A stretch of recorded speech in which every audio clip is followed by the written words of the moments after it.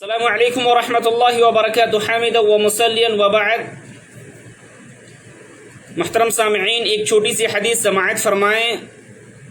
عن علی بن ابی طالب رضی اللہ عنہ ان فاطمة رضی اللہ تعالی عنها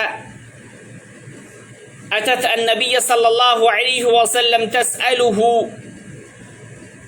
خادما فقال علیہ الصلاة والسلام: ألا أخبرك ما هو خير لك منه تسبحين الله عند منامك 33 وتحمدين الله 33 وتكبرين الله 34. رواه البخاری، حدیث نمبر 4943. صحیح مسلم حدیث نمبر 4906. حدیث کا ترجمہ یہ ہے کہ نبی کریم صلی اللہ علیہ وسلم کے پاس حضرت فاطمہ رضی اللہ تعالی عنہ آئی، ایک خادم کا مطالبہ کی تو نبی کریم صلی اللہ علیہ وسلم نے بیان فرمایا: کیا میں تجھے اس خادم سے بہتر چیز نہ بتا دوں؟ نبی کریم صلی اللہ علیہ وسلم نے بیان فرمایا کہ جب تم بستر پہ جاؤ، سونے کے لیے جاؤ، تو 33 بار سبحان اللہ کہنا، 33 بار الحمدللہ کہنا اور 34 بار اللہ اکبر کہنا. ھذا خیر لکی، یہ تمہارے لیے بہتر ہے، خادم سے کہیں زیادہ تمہارے لیے بہتر ہے. یہ حدیث کا ترجمہ ہے. اور دوسری حدیث میں ہے کہ حضرت فاطمہ رضی اللہ تعالی عنہا اللہ کے نبی صلی اللہ علیہ وسلم کے پاس شکایت لے کر کے آئی، جو اس کے ہاتھ میں چکی پیستے پیستے ہاتھ میں چھالے پڑ گئے تھے. یہ طلب کرنے کے لیے آئی کہ اللہ کے نبی، اے میرے ابو جان، ایک خادم مجھے چاہیے، کام کرنے کے لیے نوکرانی چاہیے جو کام کرے. چکی پیستے پیستے حالتیں خراب ہو گئی. نبی کریم صلی اللہ علیہ وسلم اس وقت گھر میں موجود نہیں تھے.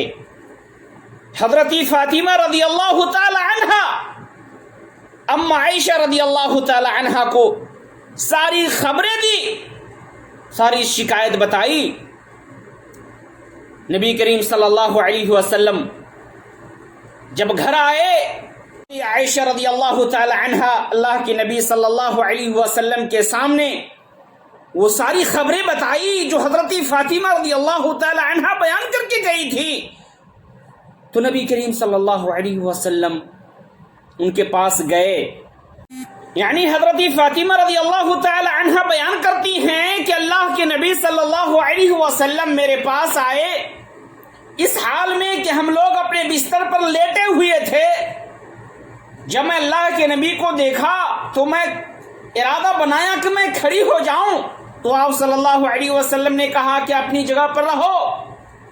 اس کے بعد آپ صلی اللہ علیہ وسلم نے بیان فرمایا کہ فاطمہ رضی اللہ تعالی عنہا ان دونوں سے مخاطب ہو کر حضرت فاطمہ اور حضرت علی رضی اللہ تعالی عنہ سے مخاطب ہو کر کے فرمایا کہ کیا میں تم دونوں کو اس خادم سے بہتر چیز کے بارے میں نہ بتا دوں؟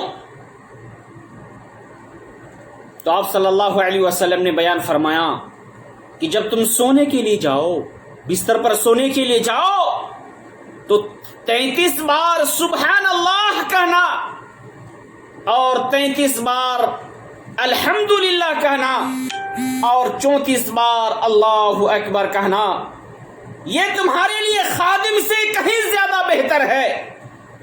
میرے محترم بھائیو، یہ سبق کیسا جو نبی صلی اللہ علیہ وسلم سے ایک خادم طلب کر رہی تھی کہ ایک خادم چاہیے، ایک نوکرانی چاہیے کام کرنے کے لیے، تو آپ صلی اللہ علیہ وسلم نے اسے سبق سکھایا نبی صلی اللہ علیہ وسلم نے اسے یہ سبق دی کہ ایک خادم نہیں، اس سے بہتر چیز میں تمہیں دے رہا ہوں، وہ یہ ہے کہ جب تم بستر پہ جاؤ سونے کے لیے، آرام فرمانے کے لیے بستر پہ جاؤ، تو کہو 33 بار سبحان اللہ، 33 بار الحمدللہ اور 34 بار اللہ اکبر۔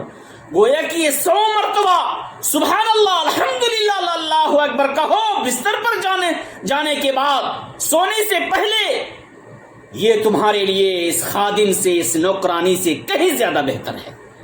میرے محترم بھائیوں، ان حدیث سے ہمیں بھی سبق سیکھنا ہے، ہمیں بھی اپنے اندر اسلام کی حرکت اور قرآن و حدیث پر عمل کرنے کی رغبت پیدا کرنی ہے کہ نبی صلی اللہ علیہ وسلم کا یہ کیا حکم ہے کہ جب سونے کے لیے بستر پر جاؤ تو یہ دعا کہو۔ تو ہم سارے مسلمانوں کو بھی چاہیے کہ جب ہم سونے کے لیے اپنے بستر پر جائیں تو کہیں 33 بار سبحان اللہ، 33 بار الحمدللہ اور 34 بار اللہ اکبر۔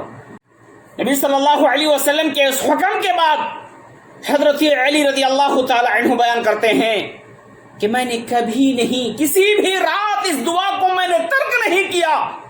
حضرت علی رضی اللہ تعالی عنہ سے پوچھا گیا کہ آپ جنگ صفین جو ایک مشہور جنگ ہے، کیا اس رات میں بھی آپ نے اس کو ترک نہیں کیا، اس دعا کو آپ نے چھوڑا نہیں؟ حضرت علی رضی اللہ تعالی عنہ بیان کرتے ہیں کہ میں نے اس رات کو بھی نہیں چھوڑا، اس رات کو بھی میں نے اپنے اس دعا کا اہتمام کیا۔ میرے محترم بھائیوں، ہمیں اور آپ کو اس حدیث سے یہ سبق حاصل کرنی ہے کہ سوتے وقت 33 بار سبحان اللہ اور 33 بار الحمدللہ اور 34 بار اللہ اکبر یہ کہہ کر کے بستر میں سونا چاہیے۔ اللہ تبارک و تعالی ہم سارے لوگوں کو قرآن اور حدیث پر عمل کرنے کی توفیق عطا فرما، آمین۔ والسلام علیکم ورحمۃ اللہ وبرکاتہ۔